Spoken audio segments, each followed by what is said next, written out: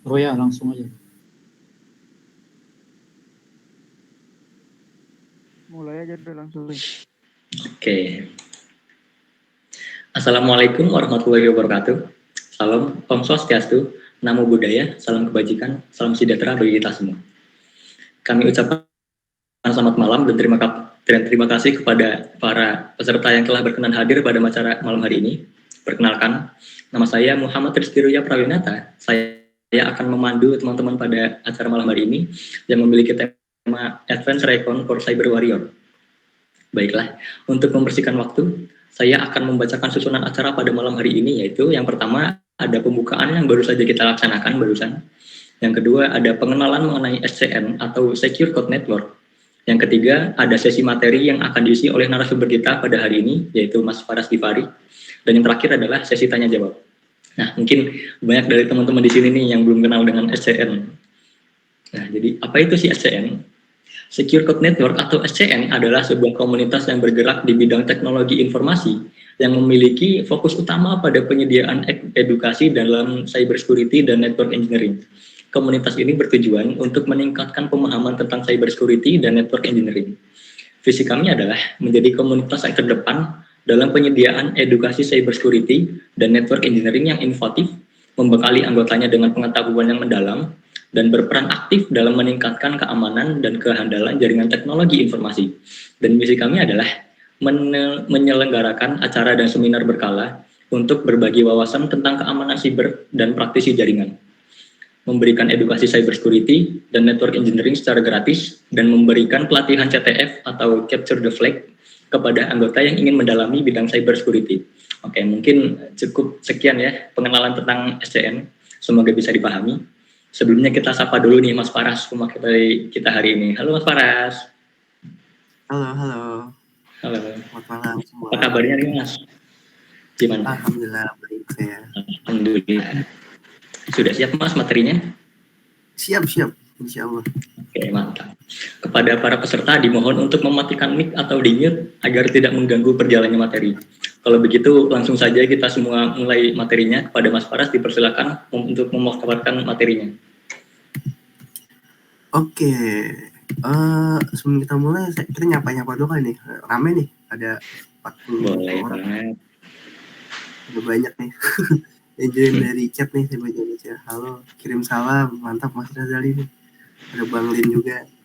Ya ini kita ini ya materinya sih tentang ini juga sih. Kita bukan bahas yang kompleks banget lah ya, karena yang malam minggu kita nyantai aja bahasannya.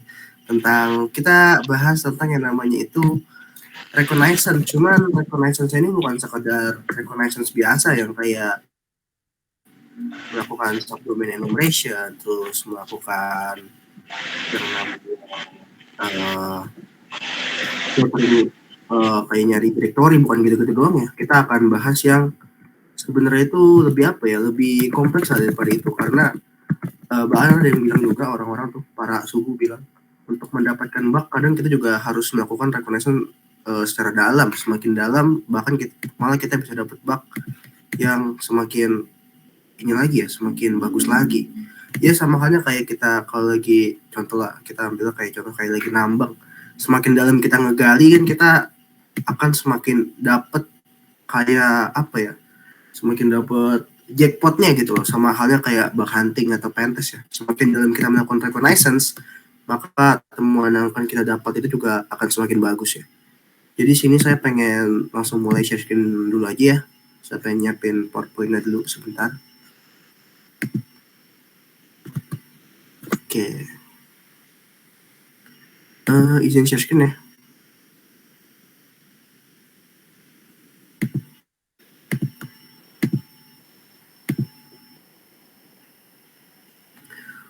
Izin tampilannya kelihatan kan ya? Aman? Aman Kak Faras, kelihatan kok. Oke. Jadi materi kita kali ini kita akan melakukan advanced reconnaissance buat melakukan bug hunting secara lebih efektif, dan juga buat teman-teman yang sering melakukan pentest dan juga bug hunting. Sebenarnya ini materi juga udah pernah saya bawa, cuman di sini saya akan upgrade beberapa tips lagi yang sebelum belum pernah saya bawain. Jadi nanti teman-teman ya insya Allah bisa dapat inilah ya tips baru atau insight baru lah dari setelah mengikuti webinar kita kali ini ya di SCN. Oke. Jadi yang akan kita pelajari itu apa aja sih? Di sini tuh kita akan belajar namanya basic reconnaissance. Lalu kita juga belajar subdomain enumeration nih ya, walaupun basic kita juga harus tetap pelajarin karena itu juga endingnya itu akan semakin dalam lah ya kita mempelajarinya, karena untuk paham yang lebih dalam kita harus paham basicnya dulu. Lalu setelah melakukan enumerasi subdomain tadi, kita akan melakukan yang namanya itu filtering. Jadi kita akan melakukan filterisasi subdomain yang aktif dan subdomain yang tidak aktif. Nah, ini juga yang menarik nih. Ini akan banyak kita bahas nih, dua ini. Accessible Public IP Enumeration. Jadi kita akan melakukan enumerasi IP public. Nanti tujuannya apa? Tujuannya ini sebenarnya untuk melakukan bypass suatu protection sih ya. Nanti akan saya jelasin juga secara lebih lanjut. Lalu kita akan belajar directory enumeration juga. Habis directory enumeration baru kita akan belajar yang namanya itu Google Dorking. Nah, jadi Google Dorking ini juga salah satu metode yang sangat powerful sebenarnya sih, karena dengan Google Dorking itu kita nggak perlu menghabiskan banyak waktu untuk melakukan scanning dan lain sebagainya, nggak perlu, karena kita itu hanya mengandalkan Google sebagai search engine yang kita itu akan mencari kerentanan melalui data yang sudah open source, yang sudah public di internet. Jadi nggak makan banyak waktu ya, jadi ya nggak akan makan resource juga ya, kayak misal, karena kan kalau saya cek juga tuh banyak teman-teman lah, contoh lah kalau pakai tools scanning kayak Nuclei dan lain semacamnya, itu kan terkadang itu suka lama ya, ada yang karena internetnya atau karena resource laptopnya habis karena RAM-nya kurang atau apa gitu kan, banyak ya.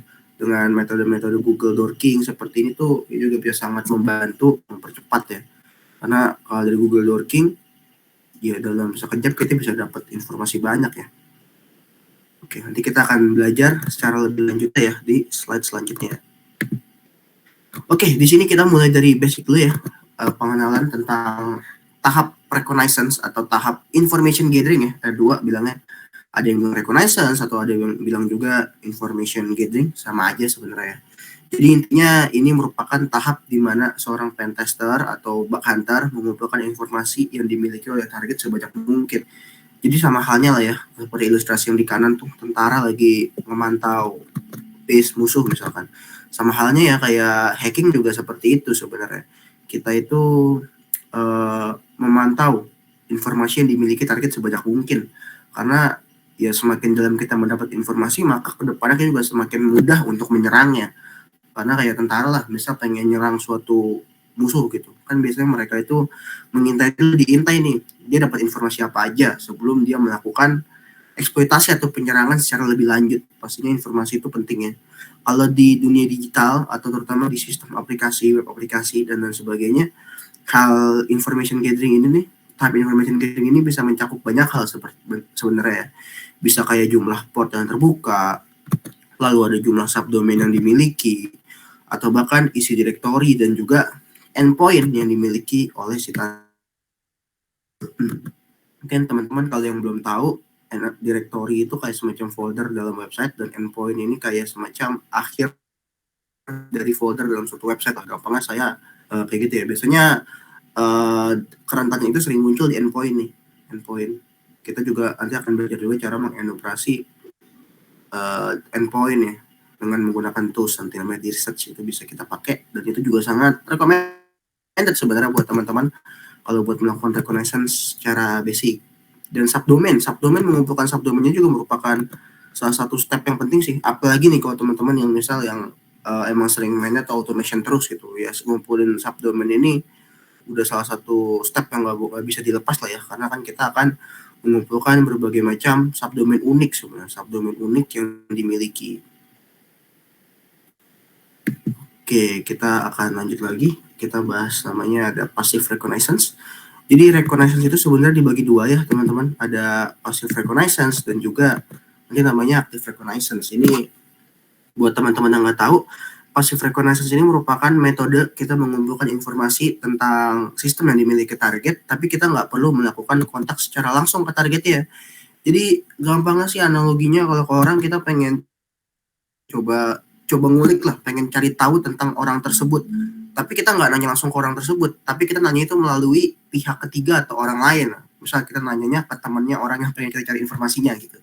Sama halnya kayak passive reconnaissance. Passive reconnaissance berarti kita mengumpulkan informasi, tapi kita nggak langsung melakukan kontak secara langsung ke sistem milik target, melainkan kita itu mencari informasi melalui sumber yang memang sudah tersedia secara publik, yaitu atau open source ya. Jadi ya kita nyarinya lewat perantara yang memang sudah memiliki banyak informasi tentang target yang pengen kita testing, seperti itu ya. Lalu kita lanjut lagi ke yang selanjutnya. Di sini namanya active reconnaissance. Active reconnaissance ini ya sama kayak sebelumnya, cuman ini kebalikannya ya. Active reconnaissance itu merupakan teknik pengumpulan informasi tentang target, tapi kita melakukan kontak secara langsung ya. Jadi ya kalau analoginya tadi, sama kita pakai analogi lagi biar gampang. Kita pengen cari informasi tentang suatu orang, tapi kita nanyanya ke orang tersebut, nanya langsung ditanya langsung lah, sama halnya kayak active reconnaissance. Active reconnaissance itu kita langsung mengakses si targetnya dengan intinya dengan melakukan ping atau apa gitu ya. Karena ya intinya yang memang pasti masuk ke log si targetnya sih.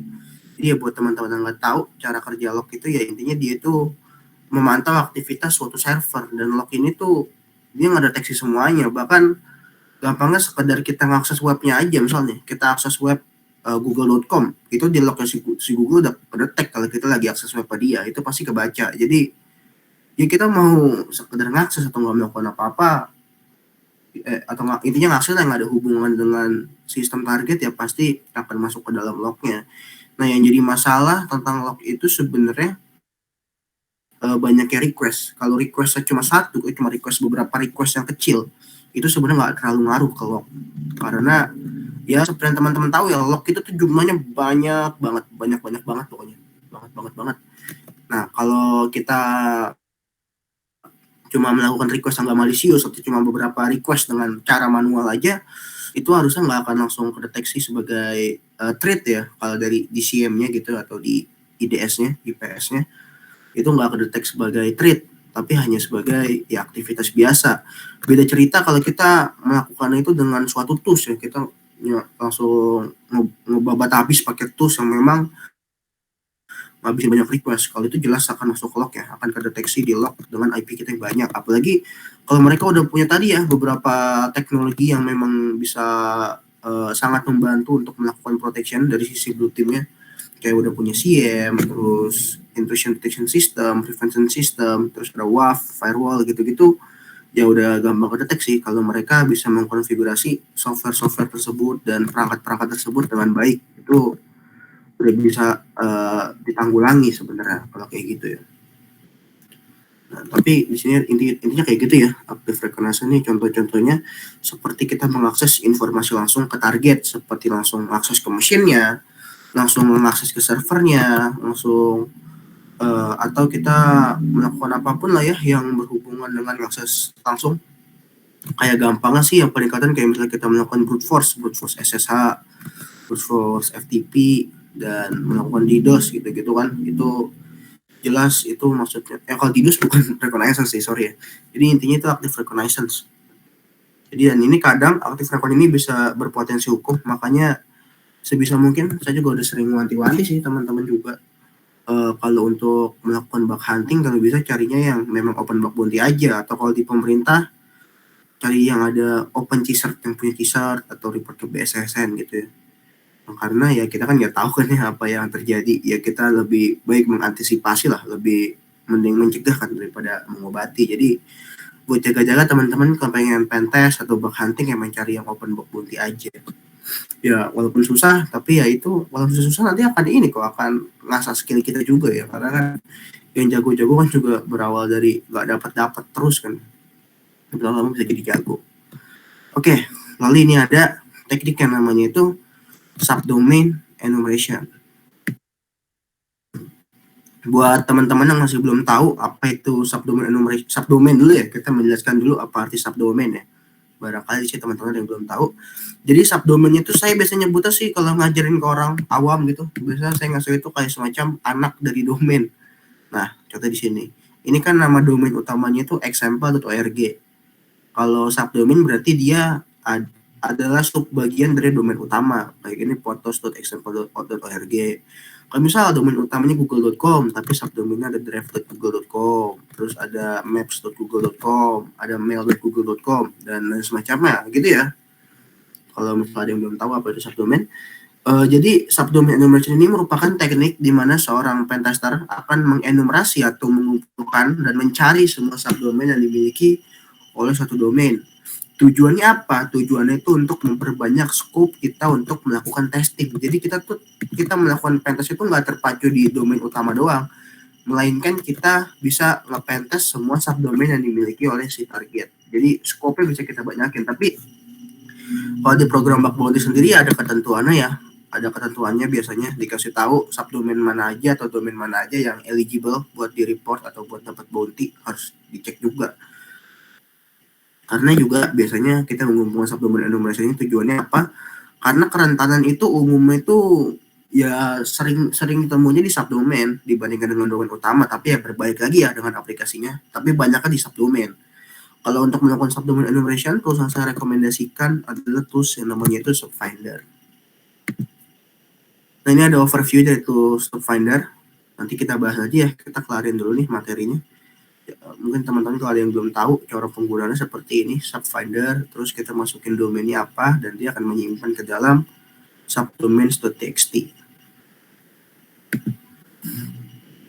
Oke, di sini ada lagi yang namanya subdomain filtering. Subdomain filtering ini merupakan teknik di mana seorang pentester itu akan ngevalidasi semua temuan dari itu subdomain enumeration. Jadi subdomainnya juga perlu divalidasi, bukan cuma kerentanan. Subdomain itu juga perlu kita validasi. Validasinya seperti apa? Dengan mengecek apakah subdomain ini tuh aktif atau subdomain ini pasif. Karena banyak ya case di mana subdomain itu nggak bisa diakses, entah karena emang nggak bisa diakses atau karena subdomain itu cuma bisa diakses sama DNS internal atau pakai IP internal doang, bisanya nggak bisa diakses secara publik. Untuk tools ini, untuk tahap ini, maksudnya fase ini, saya rekomendasikan teman-teman untuk menggunakan tools yang namanya HTTPX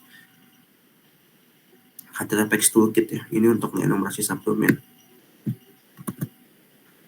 Enumerasi subdomain maksudnya nggak validasi subdomain ya. Enumerasi subdomain kan dilakukan di sebelumnya tuh menggunakan tools yang namanya SubFinder. Lalu ada lagi yang namanya itu Accessible Public IP Enumeration. Ini merupakan metode yang sebenarnya cukup menarik ya. Dan ini juga paling sering saya manfaatkan. Yaitu kita melakukan pentest tapi bukan pakai ini ya, bukan pakai domain utama, melainkan bukan pakai domainnya, tapi kita nge-pentest melalui IP dari domain tersebut. Nah, kenapa tuh kita melakukan itu? Ada hal menarik nih, nanti saya ada ilustrasi, nanti saya share juga deh. Jadi teman-teman kalau pernah dengar tentang WAF ya, Web Application Firewall, mereka itu punya yang namanya fitur namanya virtual server. Virtual server itu apa tuh? Jadi dia itu akan nge-host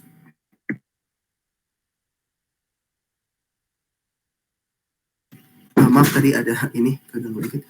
Jadi accessible public IP enumeration tadi kenapa kita bisa melakukan teknik ini untuk melakukan pentest, karena kalau teman-teman tadi yang pernah dengar tentang WAF, di WAF itu ada fitur namanya virtual server atau virtual IP. Jadi konsepnya itu tuh seperti apa ya? Konsepnya itu suatu domain itu kan pasti mereka punya IP public sendiri ya, IP public yang memang IP public raw yang nggak diprotek apapun.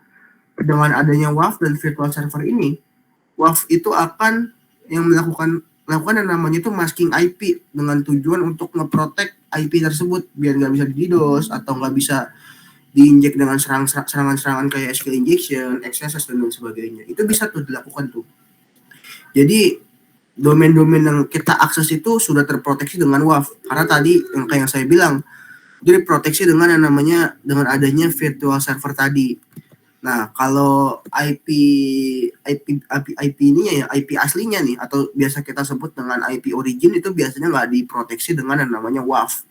Jadi kadang di IP origin atau IP asli yang nggak diprotek sama WAF itu, kita bisa menemukan kerentanan sebenarnya.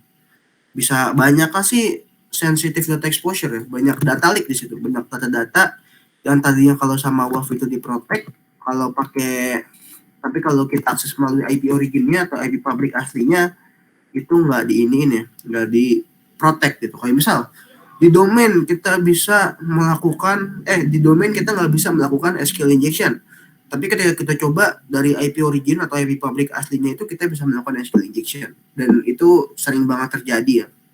Itu biasanya karena ada miskonfigurasi dari web application firewall tersebut. Nah, ini kita bisa menggunakan tools kayak semacam Hunter dan juga Shodan ya, ada dua. Ini kita bahas juga nih. Ini ada perbandingan tools juga nih, Hunter dan Shodan, bisa kita bahas nanti. Nah, lalu ini juga yang namanya itu directory enumeration. Jadi itu kita akan membongkar suatu directory terhadap suatu target. Tujuannya untuk apa? Untuk mendapatkan berbagai macam informasi yang tersembunyi di dalam directory atau endpoint-endpointnya juga ntar bisa dicek ya. Rekomendasi saya untuk ini adalah tools yang namanya itu Dir Search ya. Jadi kita praktekkan. Ini overview dari tools Dir Search, nanti kita bisa praktekkan juga ya untuk melakukan pembongkaran directory. Nah, ini yang cukup menarik nih, Google Lurking. Ini juga teknik emang paling hemat waktu sebenarnya dibandingkan yang lain. Kita melakukan reconnaissance dengan menggunakan Google Lurking, yaitu kita diperbolehkan, jadi dengan Google Lurking ini tuh kita diperbolehkan untuk melakukan filtering keyword ya. Kita bisa ngefilter URL, bisa ngefilter site, bisa ngefilter directory, dan lain sebagainya.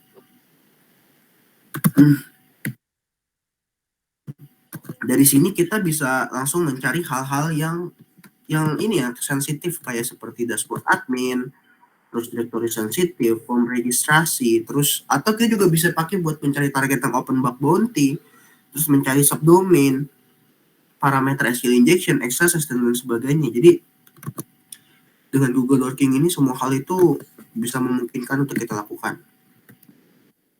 Benar, kepencet.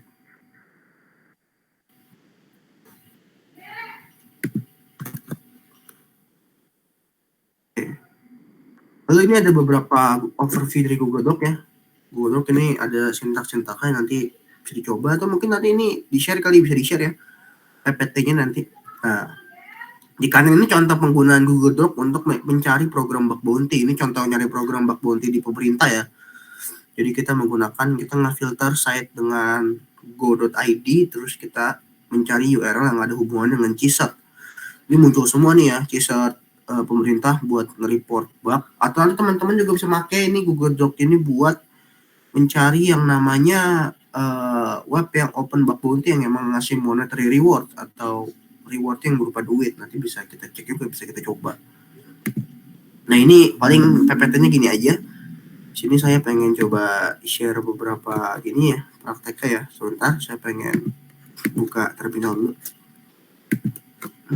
Tunggu.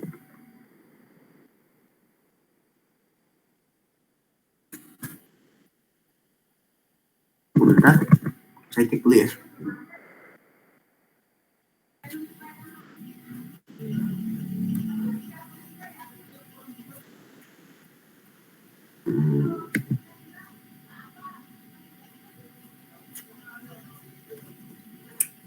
Oke.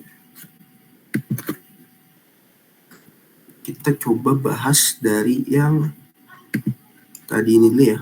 Yang tadi kalau di slide itu ada yang subdomain enumeration ya. Kita bahas dari yang paling simpel dulu aja, atau metode juga yang mungkin teman-teman udah pada melakukan ya, mempelajari. Nah,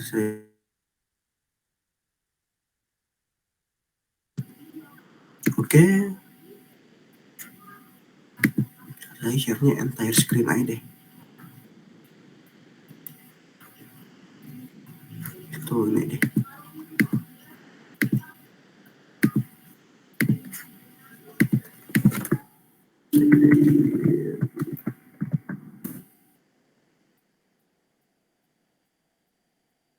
Oke, di sini kita coba dari yang ini tadi ya. Overview yang pertama yaitu tentang tools yang namanya itu Subfinder.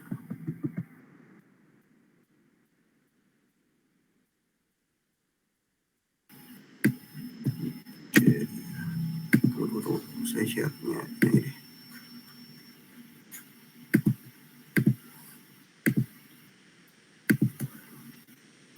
Nah, jadi kita coba yang pertama nih untuk subfinder dulu, yaitu untuk mengenumerasi namanya subdomain. Habis itu baru kita coba ke HTTPX nih untuk memfilterisasi subdomain. Teman-teman kalau mau install ada komen-komennya di sini nanti bisa diikutin ya.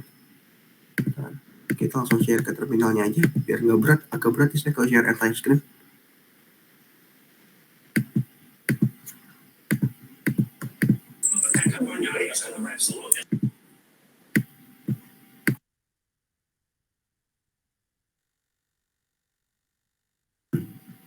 Oke, kita coba tadi ya dari yang pertama yaitu tools yang namanya Subfinder.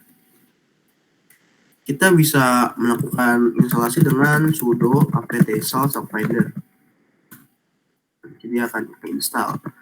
Dan juga kita sekalian nyoba juga tools tadi yang filterisasi subdomain yaitu HTTPX Toolkit namanya. Kita coba. Toolkit. Ini bisa diinstal. Ini target yang pengen kita coba bisa banyak sih. Kita coba Canva aja kali ya. Target kita Canva.com. Canva itu open bug bounty ya, jadi kita melakukan ini secara legal, melakukan atas ini juga bukan exploitation ya, kita melakukan reconnaissance saja. Di sini saya akan coba mengenumerasi subdomain dari Canva karena kita pengen tanyakan Canva aja lah ya, gampang. Yang muncul di otak saya pertama Canva. Canva.com. Nah, ini dengan menggunakan subfinder kita bisa masukin perintah subfinder minde canva.com. Dan nanti kita akan sama aja kayak kita nyuruh si subfinder ini untuk mengenumerasi semua subdomain yang dimiliki sama si Canva. Di sini bisa kita kasih output aja subdomain.txt. Jadi semua subdomain yang didapatkan sama si subfinder ini akan tersimpan ke dalam satu file txt yaitu subdomains.txt.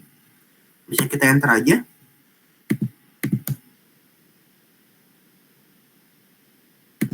Dan dia akan ini ya, akan apa namanya nge-scan semua subdomain yang dimiliki sama si Canva.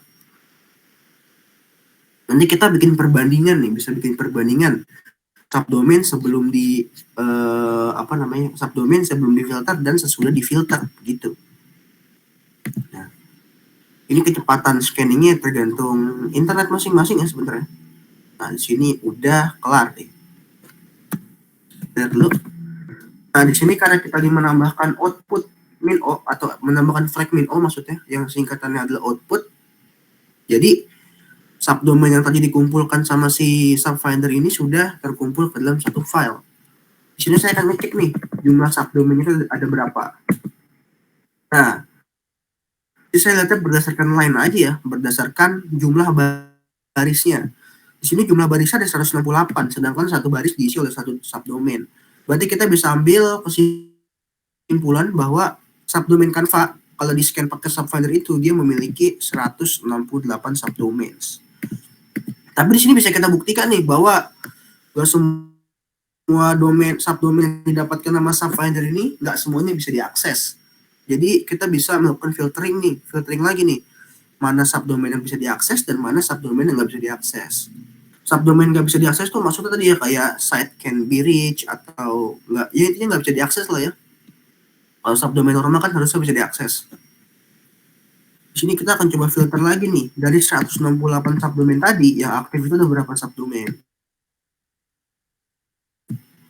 Oke, di sini tadi kita udah install tools yang namanya HTTPX Toolkit ya buat ngefilterisasi subdomain, difilter jadi difilter mana subdomain aktif dan mana subdomain yang nggak aktif.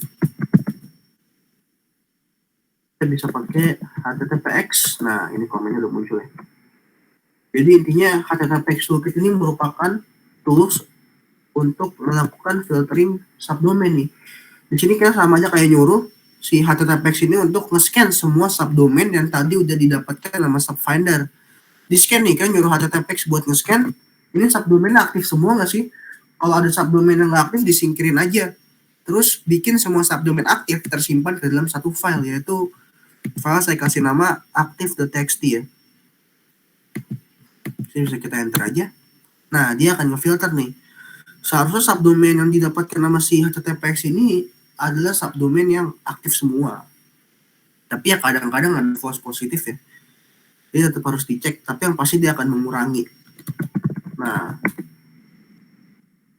sekarang udah ada 2 file nih, yaitu file subdomains.txt, file sebelum difilter dan sesudah difilter. Nanti kita akan cek nih. Seharusnya sih ini beda ya, karena ada beberapa subdomain Canva yang tadi datanya nggak bisa diakses. Tapi kita cek ya. Subdomains.txt ada 168 subdomain sebelum difilter. Setelah difilter ada berapa? Ada 138. Turun ya, sekitar 30 berarti. Berarti kita bisa mengambil kesimpulan bahwa ada 30 subdomain Canva yang tidak aktif atau yang tidak bisa diakses sama user ya. Itu ya, jadi ini baru perbandingannya yang masih ya nggak terlalu banyak lah.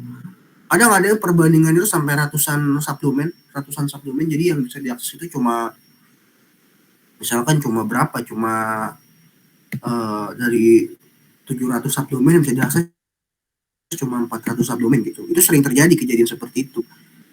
Jadi kita bisa sering-sering ngecek menggunakan Subfinder atau sama HTTPS ini dikombinasi nih, biar dapat hasil subdomain yang maksimal dan nggak ini ya, nggak semuanya, maksudnya bukan nggak semuanya, subdomain yang aktif-aktif aja, yang nggak aktif kita singkirkan. Jadi bisa mempercepat proses kita ketika melakukan scanning atau reconnaissance atau pentest juga ya. Oke. Ini udah ya, kita bahas tentang Subfinder HTTPS, yaitu enumerasi subdomain dan juga filterisasi subdomain ya. Nah, kalau tadi berdasarkan PPT, berarti kita lanjut nih ngebahas tentang yang namanya itu IP public enumeration. Tunggu, saya ganti share screen lagi.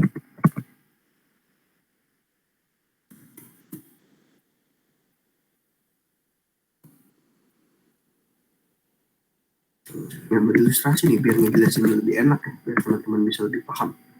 Tunggu sebentar. Oke.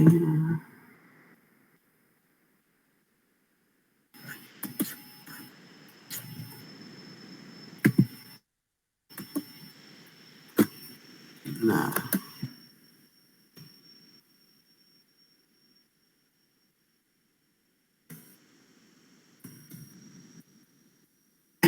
saya share screen lagi sekarang.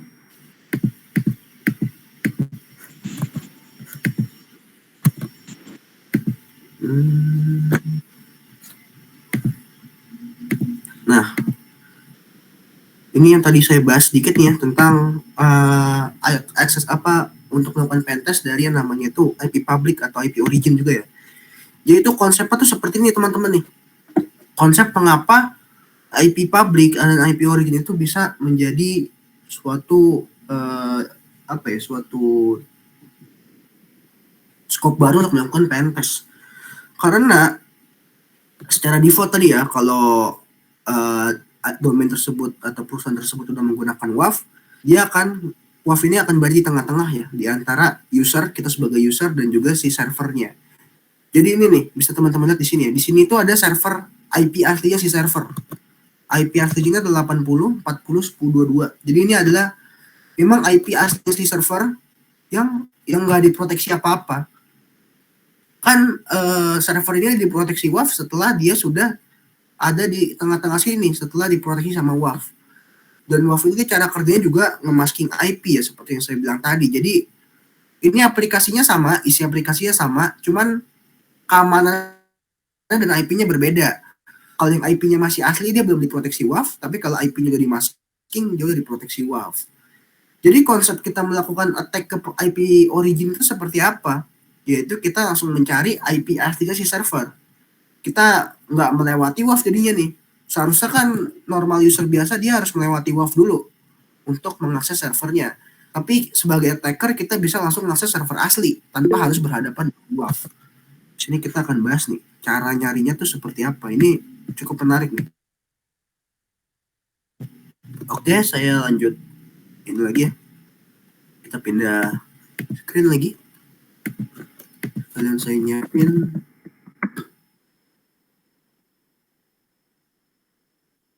dua search engine yang akan kita pakai untuk mendapatkan IP public atau IP origin dari si server ini ya. Itu kita akan menggunakan Shodan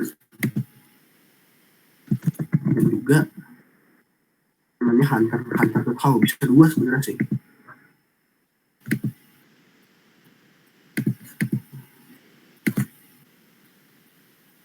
Oke, sebentar.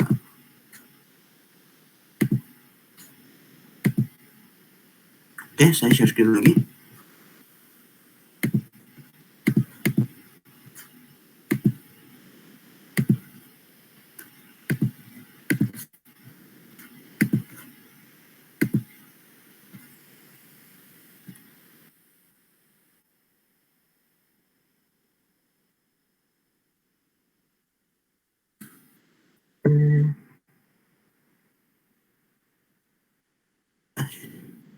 Bentar.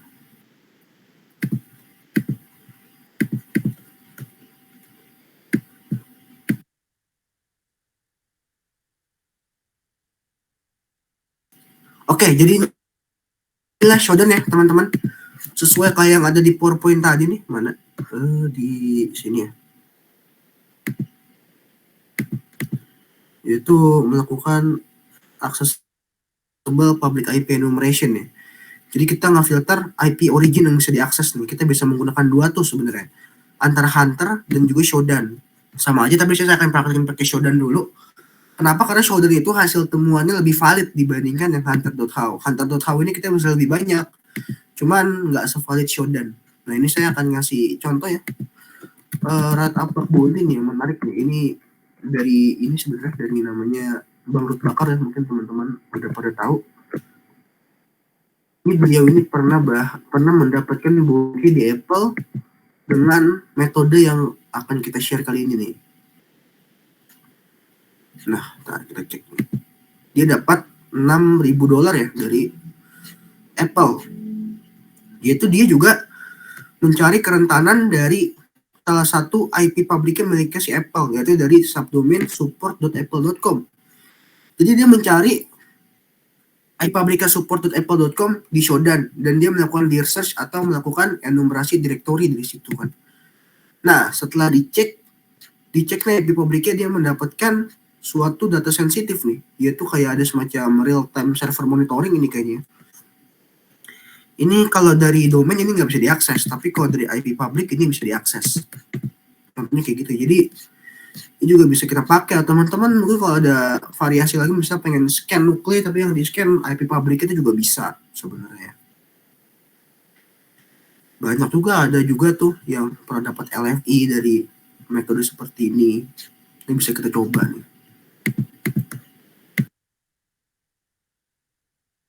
Oke, langsung kita coba aja. Jadi kita akan coba metode yang sama ya. Jadi kita akan melakukan filtering, kita akan mencari IP dari Shodan ya. Nah, pakai Shodan kan betul. Nah, di sini ada komen yang akan kita pakai itu di sini guys, tahu nih sintaksnya nih. Saya nyari sama kayak Bang Ruth Bakar aja ya, kita mencari IP publiknya Apple aja. Jadi ini maksud dari sintaksnya itu apa ya? Ini maksudnya adalah kita akan mencari suatu chart subject dengan common name atau yang ada hubungannya dengan apple.com. Jadi kita mencari semua IP yang ada hubungannya sama apple.com beserta subdomainnya. Serta yang status atau respon code itu adalah 200. 200 itu artinya apa? 200 itu artinya bisa diakses ya. HTTP respon code lah. Ini bisa kita search nih. Nah, di sini banyak nih IP Apple, IP publik Apple.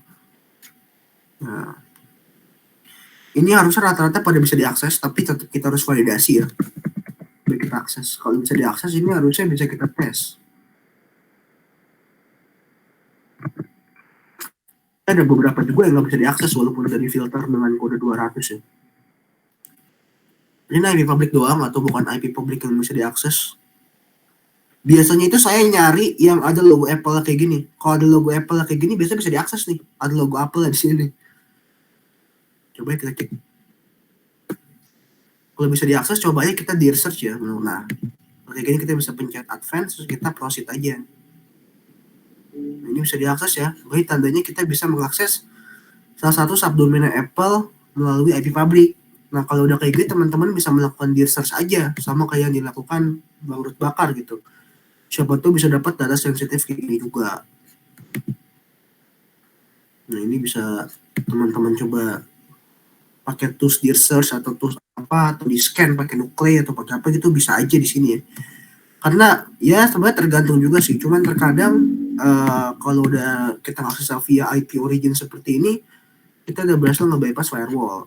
Tapi tergantung juga ya, balik lagi ke masing-masing organisasi. Kita bisa coba cari-cari lagi aja, kayak gini nih. Biasanya kalau ada kayak gini bisa diakses lagi. Boleh kita akses. Nah, kita pencet advance, kita proceed, harusnya bisa nih. Ini ada beberapa contoh IP publik yang bisa diakses. Tapi arah ke domain utamanya ya. Kita nggak bisa aksesnya benar-benar via IP publik kayak gini. Kita bisa cari lagi yang lain. Jadi ada banyak lah ya buat dicek-cek mah. Terus kalau udah dapat tinggal di press biasa aja kayak kita pentest web biasa. Tinggal di scan aja pakai di research. Nah kayak gini nih contohnya nih. Nah ini tinggal kita coba aja ntar. Bisa dites dan dicek nanti kayak gitu.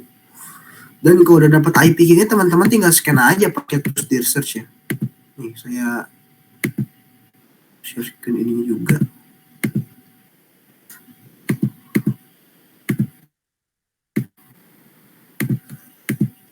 Nah kalau udah kita tinggal scan aja nanti pakai tools di research ya. Kalau teman-teman udah pernah tahu, kalau belum install di research bisa pakai sudo apt install di research. Jadi di sini merupakan tools untuk melakukan pembongkaran direktori ya teman-teman. Jadi ini kita bisa dapetin direktori seperti ini bisa menggunakan tools di research. Coba teman-teman nanti kalau udah dapat IP public bisa coba aja di scan nih pakai di search, barangkali bisa dapat kerentanan gitu kan. Bagi kita scan. Setelah itu nggak ada data sensitif sih, jadi aman-aman aja harusnya.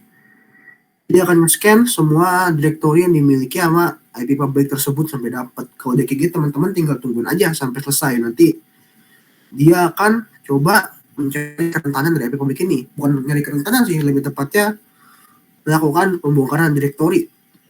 Kalau dapat direktori dari research kita bisa tinggal di validasi aja satu persatu, dicek-cekin gitu. Kayak gitu sih paling ya caranya, metode yang di-share sama Bang Ruth Bakar juga. Ini saya ngikutin dari sini ini karena ya cukup sangat memotivasi sih.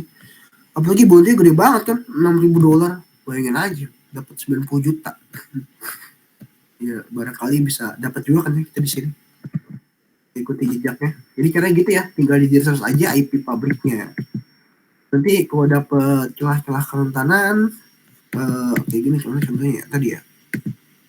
Nah ini nih contoh-contoh hasil-hasil research yang sekiranya bisa vulnerable. Bisa dapat admin indeksnya, terus bisa dapat direktori sensitif lain yang bisa kita cek tuh, ada data sensitif atau tidak. Seperti itu ya.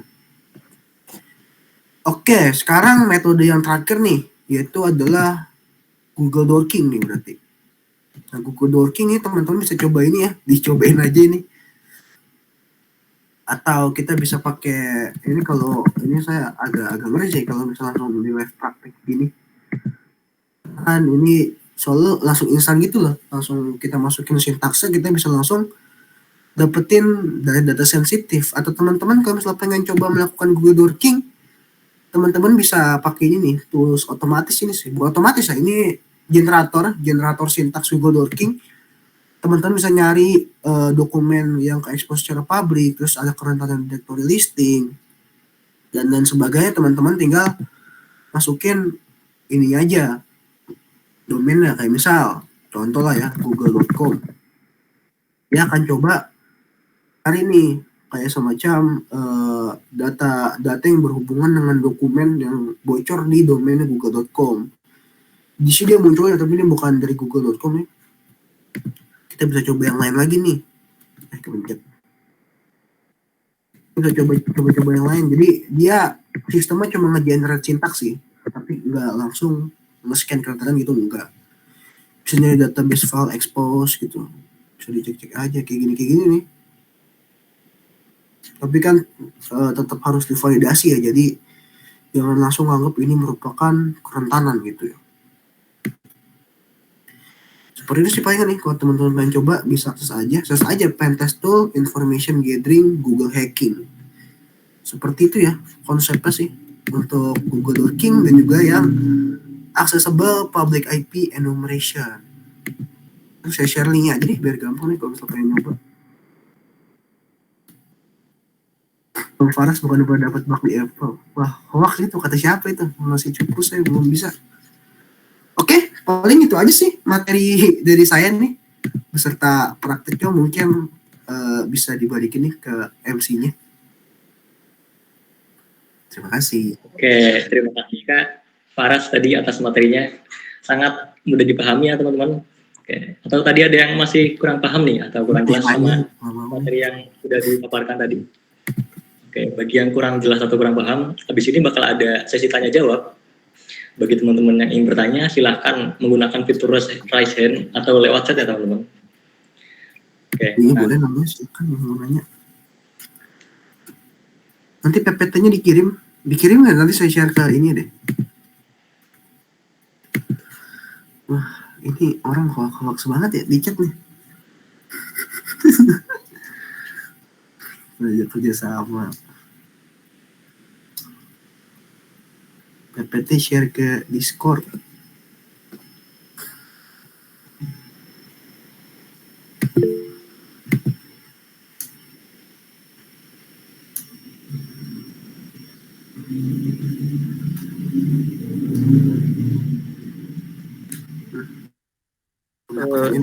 Halo.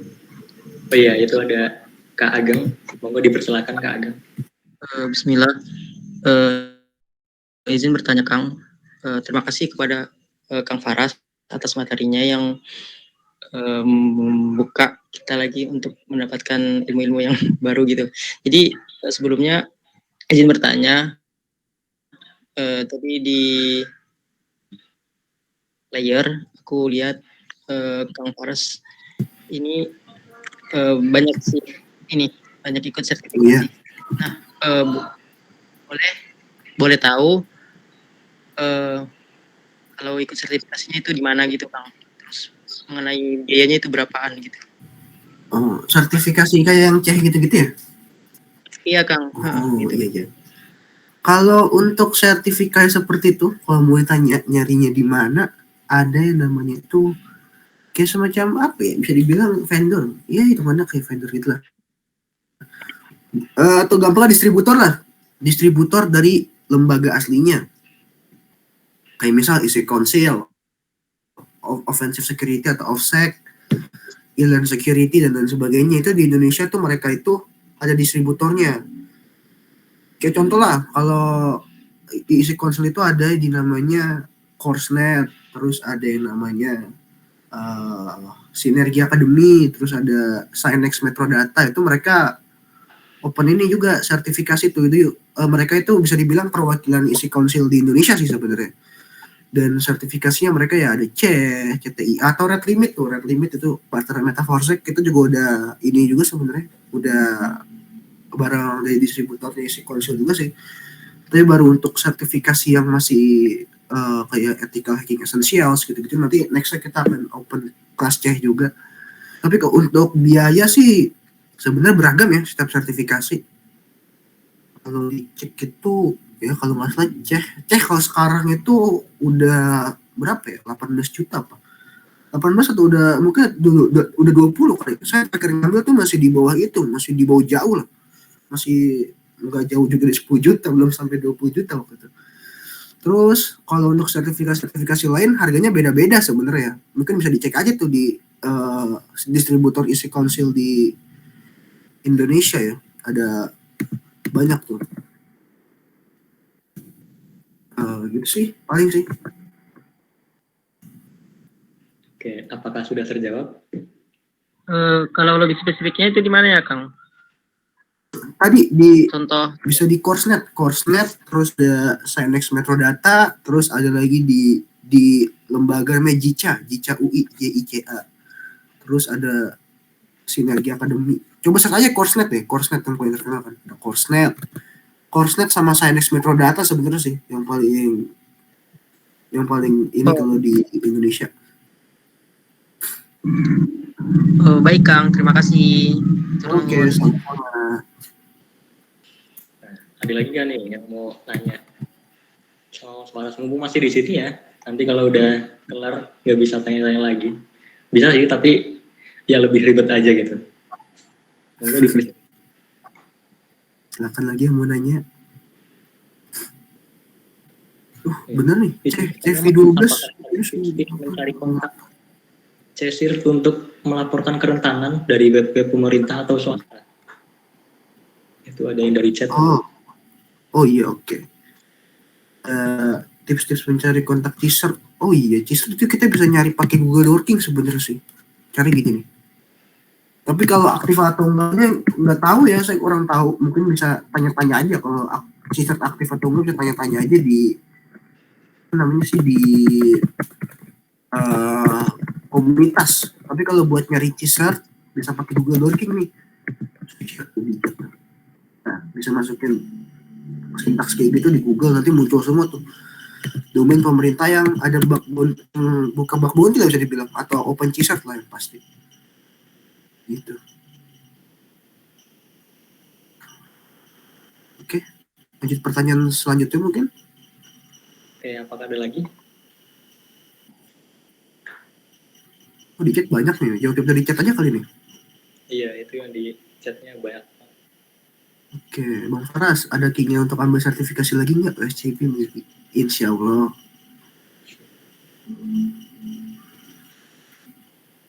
Izin Bang, kalau sertifikasi C itu dites doang atau ada pembelajarannya dulu? Yang kalau C ya, spesifik di C itu seminggu, Senin sampai Jumat itu kita training, tapi Jumat setengah hari, terus setengah harinya lagi kita examnya 4 jam, 125 soal, atau ada juga yang prakteknya nih kalau ngambil C praktikal. Terus apa lagi nih? Certified bisa langsung dapat kerja nggak? Ya tergantung itu sih, yang pasti itu membantu banget kalau buat di dunia profesional, terutama di cyber security buat ngambil project-project gitu-gitu, kepake banget sebenarnya. Lalu lagi apabila kita menemukan bug di website swasta, namun mereka tidak membuka bug bounty, apakah yang harus dilakukan? Nah, kalau kayak gitu itu tuh biasanya apa namanya?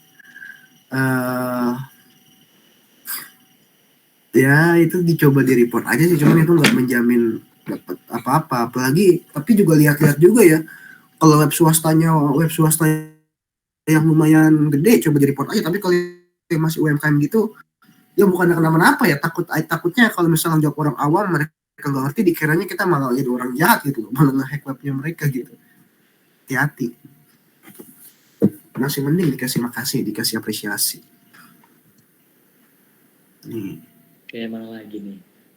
Tools VA recommend, Tools VA yang recommended Nessus, Akunetics, itu dong salah sih. Ada nih, ini menarik nih, distributor OSCP di Indonesia ada nggak? Ada kok di Indonesia. Aduh, saya lupa namanya apa kemarin ya. Saya lihat tuh. Saya cek dulu. Apa yang kemarin ya? Ada kok di Indonesia ada. Daftar OSCP.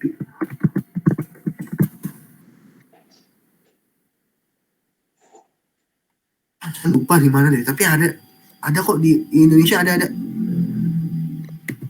Nanti saya tanya teman saya di mana ya OSCP waktu itu ya. Ada pokoknya di Indonesia juga. Ini ada dari Bandung Store. Bang, bahas Pegasus dong. Wah. Pegasus apa tuh? Bener nggak saya? Tools VA ya Pegasus. Iya deh. Saya belum pernah nyoba sih, tapi kalau Pegasus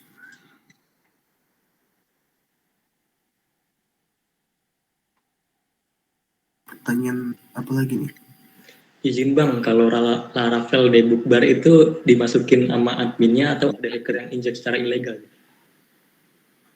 Kalau Laravel di bug bar itu berarti ada miskonfigurasi dari dari codingannya sih, codingan di framework Laravelnya ada yang nggak sengaja ke whitelist atau yang ke enable. Harusnya itu buat developer aja pas tahap development. Harusnya pas udah di production itu harusnya nggak boleh muncul. Itu kerentanan kalau nemu Laravel di bug bar. Aku belum lihat tes gua Prianto. Baru denger tuh center. Makasih tuh insight ntar saya cek tentang Pegasus.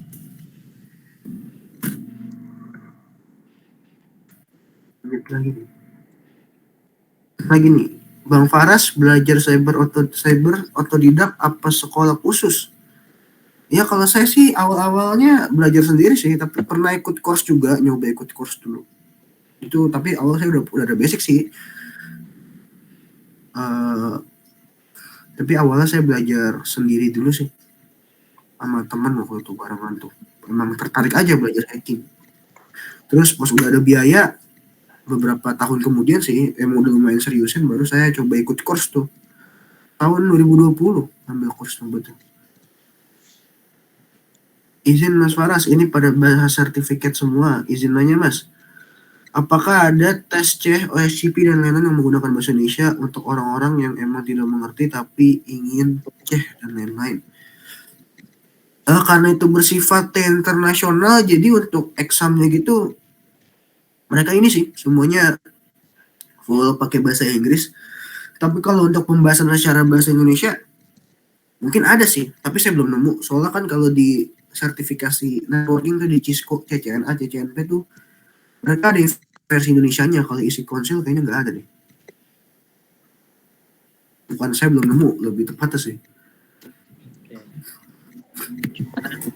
Jam 9 ya. Jadi ada 3 menit lagi untuk bertanya. Oh iya. Bang Faras boleh bahas kerentangan yang ini. Yang mana tuh? Saya lupa kerentangan. Cek. Tunggu lagi.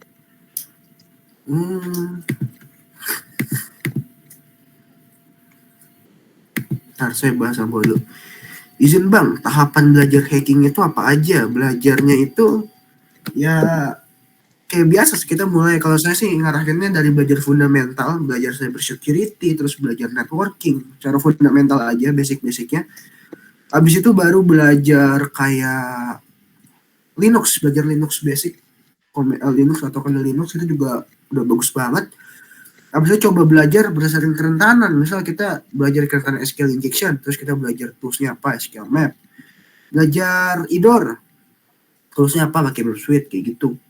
Yang pasti kita kuatin di fundamental sama belajar Linux dulu tuh, baru nanti nextnya kita bisa belajar jenis-jenis kerentanan. Kalau saya soal itu berdasarkan saya dulu awal belajar juga sih, sama saya ngarahin banyak orang buat belajar, caranya dari kayak gitu semua. Nah, pertanyaan tadi nih yang bahas kerentanan WU itu IDOR biasa itu ganti ID doang. Mas Faras pernah buat penelitian, apakah ada tips buat saya untuk meneliti dalam bug hunter? Peneliti mau bikin jurnal kah atau gimana? Sebenarnya kalau misal yang maksudnya saya kayak bikin jurnal gitu, ya oh iya benar jurnal. Saya juga udah pernah bikin jurnal sebenarnya sih untuk cyber security, itu pernah bikin bareng. Sebenarnya banyak yang bisa dijadiin jurnal di cyber security, bahkan kayak membahas tahap hacking atau bahas cara mengeksploitasi kerentanan aja itu udah bisa dijadiin jurnal sebenarnya. Yang kita bahas sehari-hari itu bisa banget jadi jurnal sebenarnya.